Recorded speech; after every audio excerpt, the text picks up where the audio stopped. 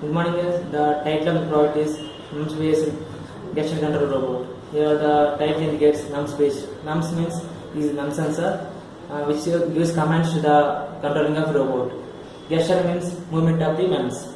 As the title, it can be used. The best example of this title is wheelchair control for disabled people. The disabled people can control the wheelchair by just movement of their fingers. The MEMS is in their fingers. They can control the wheelchair with the help of this movement of the MEMS. So coming to the product part, here there are two parts in this. It is transmitter part and receiver part. In the transmitter part, the main parts are the MEMS sensor for giving commands to the robot.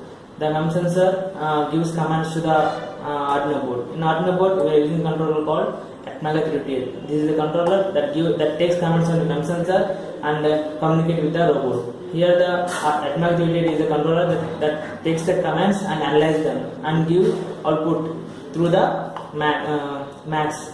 This max is here the max. We are using this max 232 number. Then the max will use it. The max is used for level conversion purpose. It is used for converting the RS-232 levels to CMOS logics to logic levels. Here the max will take the commands from the Arduino board and these commands are sent to the Zigbee.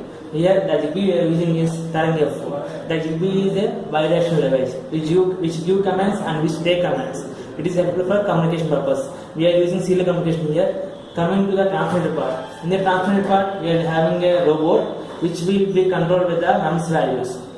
In the transmitter part, the main parts are the controller for movement of the robot and whatever the purpose, the main heart of the robot is this controller. The controller number is Atmega328. We are using this controller for the movement of the robot. And coming to the next part, here we have to use Zigbee for communication purpose.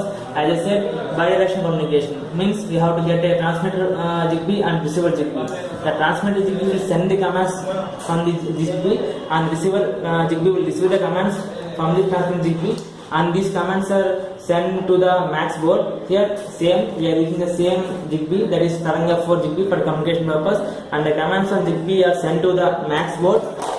The max board will be communicated with the help of these three cables. This is RS-232 cables for serial communication. Then the commands from the max are given to the controller board. Here the controller board will analyze the same conditions and the values are given as input to this motor driver board. The motor driver board we are using is L293D motor driver. The L293D acts as a current amplifier which will amplify the output and helps in robot movement.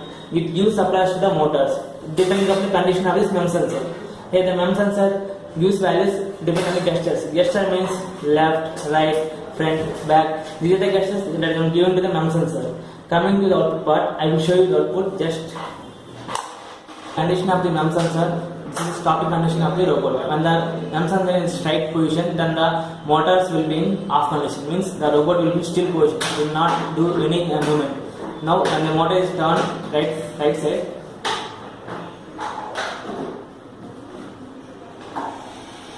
the movement of the robot is forward. When the MEMS sensor is in this condition, the movement of the robot will be in forward direction. And the movement of the MEMS sensor is this side.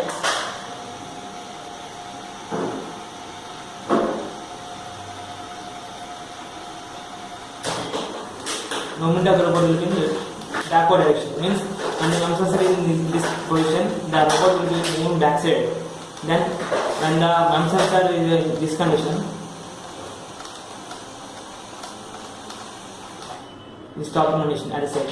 Then the MEMS sensor is in this condition.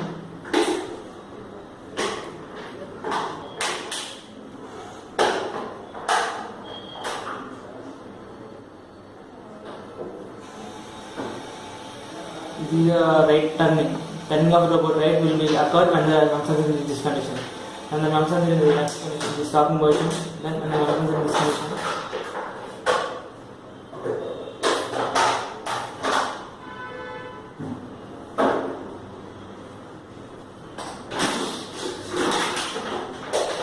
The movement of the robot will be in this condition. Means by controlling the MEMS values, the robot will be controlled. Now we are stopping the robot. So by the movement of this MEMS sensor, we can control the robot. This will be very helpful for the people who are disabled, means physically handicapped. they cannot move their hand, they cannot move their legs. The wheelchair can be moved with the help of this simple thumb sensor. When they have the thumb sensor in the hands, they can just movement of this thumb sensor can be helpful for the movement of hand chair. Means they can turn left, right, and etc. It is a very helpful tool for the robot. If it is done practically in real time, it will be very helpful tool for the disabled people, means the physical handicap people. So the topic is end here. Thank you for your time.